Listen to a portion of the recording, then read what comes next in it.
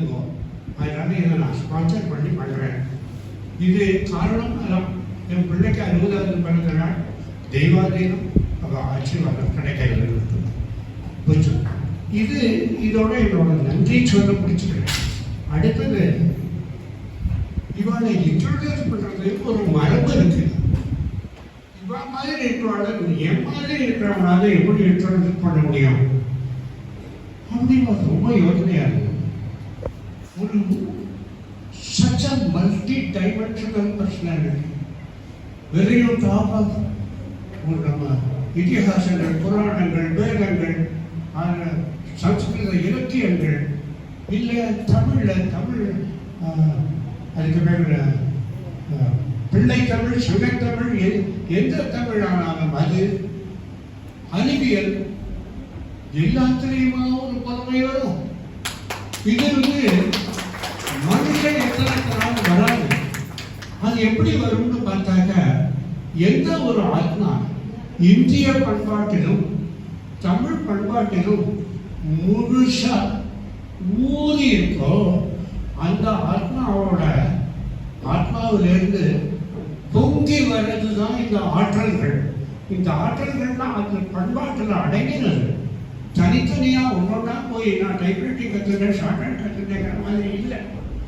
இது உள்ளே ஆத்மாவிலிருந்து எழுப்பி வர சமாதானம்.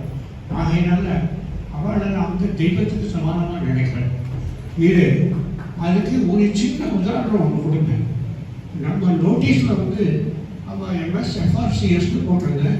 எஃப்ஆர்சிஎஸ் ரெடின்பரா அது ஒரு சங்கப்பலகை. 1505 வச்ச சங்கப்பலகை. இந்த சங்கப்பலகையில் உட்கார்றதுக்கு இடம் வேணும்னா அவள் பரீட்சை எழுதி பாஸ் பண்ணணும்.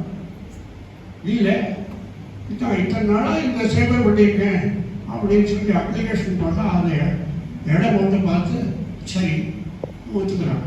அது மாதிரி 2 வழியில் அவள் அங்கே சேர்த்துக்கலாம். இது எல்லாத்தையும் விட ரொம்ப வசதியான ஒரு வழி இருக்கு. அதோ அப்போ உங்களுக்கு தெரியுறது அது என்ன மொழி அப்படின்னு பார்த்தா ஒரு விளம்பரமும் இல்லாமல் ஆடம்பரமும் இல்லாமல் ஒரு மகா சேவையை யாரோ பண்ணிருக்காளே அவளை கண்டுபிடிச்சு நீங்க வந்தா இந்த சங்கப்பலகைக்கு கௌரவம் அப்படின்னு கூப்பிட்டாலே அது இவாள. இவ அங்க போனவங்க அவ என்ன பண்ணினா கொஞ்சம் ஒரு 2 நிமிஷம் எடுக்க அங்க என்ன பண்ணினா அந்த பட்டம் ஏற்பு விழான்னு ஒன்று இருக்கு. அந்த ஏற்பு விழாவில் பேசும் பொழுது நான் இந்தியாவிலிருந்து வரேன். இந்தியாவில் ஒரு மனுஷனை இடம் போடணும்னா அவன் கல்வி தரத்தை வச்சுதான் இடம் போடுவார். அதனால கல்வி நிறுவனங்களும் கல்வியை கற்றுக் கொடுக்கும் ஆசான்களும் ரொம்ப ரொம்ப கௌரவத்துக்குரியவர்களாக இருக்கா. அந்த மாதிரி ஒரு கல்வி நிறுவனத்தில் ஆசிரியராக நான் இருக்கேன். ஆகையினால அந்த நிறுவனங்களுக்கும் ஆசிரியர்களுக்கும் பிரதிநிதியாகத்தான் இதை நான் ஏற்றுக்கப்போறேன், எனக்காக இல்லை அப்படின்னு சொல்லி அது அங்கே மட்டும் நிறுத்தல. அடுத்தது இன்னொன்று சொன்னார். எங்க நாட்டில் தமிழ்நாட்டில் ஒரு வழக்கம் உண்டு. எந்த தொழிலானாலும் அது ஒரு நெறிக்கு உட்பட்டது அப்படின்னு. அந்த நெறி எங்க இருக்குன்னா திருவள்ளுவர் ஒரு 2000 வருஷம் முன்னாடி எழுதியிருக்க.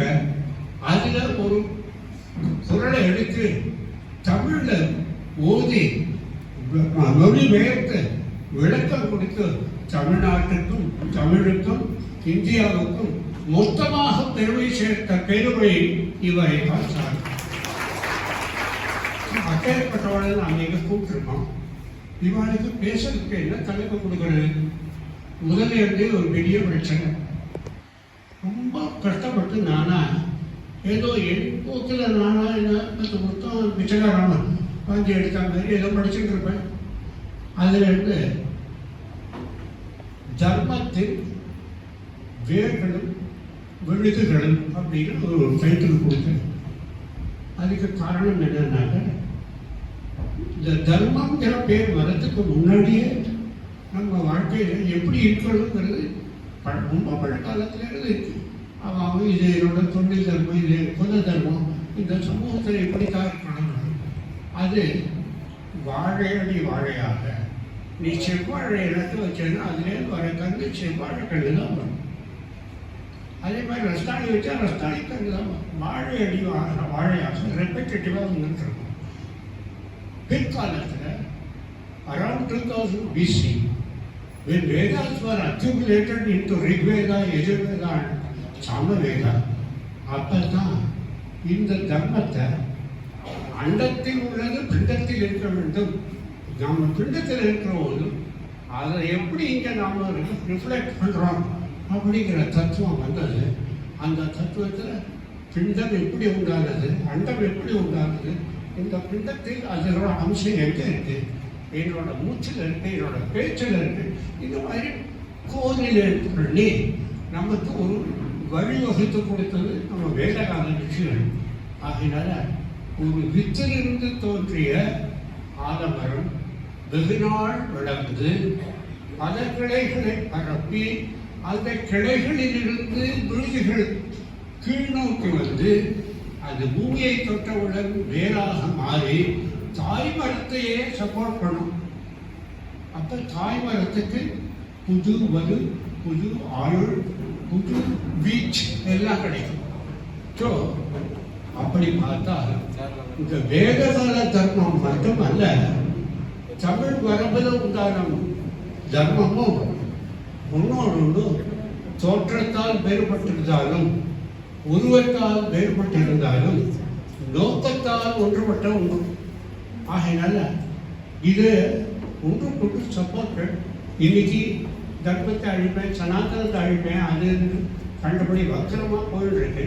இதை யாராவது எடுத்து பேசினா நல்லா இருக்கும் தோணித்து. அதனால இந்த டாப்பிக்கை நான் கொடுத்தேன்.